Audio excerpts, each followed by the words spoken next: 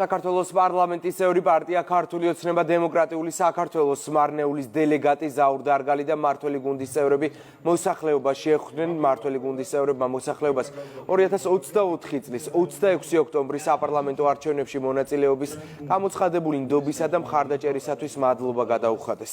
ამ გამარჯვებისთვის ძალიან მნიშვნელოვანი არჩევნები ჩატარდა ჩვენს ქვეყანაში და მარნეულის მუნიციპალიტეტში დაფიქსირდა ძალიან დიდი აქტიურობა.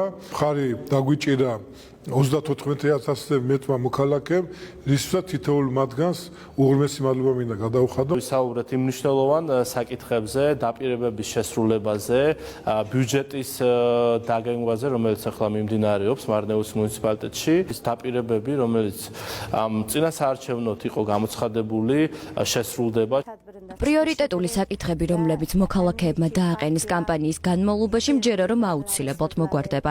დარწმუნებული ვართ, რომ მმართველი გუნდი ჩვენს ქვეყანას მშვიდობიანი განვითარების გზაზე აყენებს და სწორედ ამიტომ დავუჭირეთ მხარი ქართულ ოცნებას.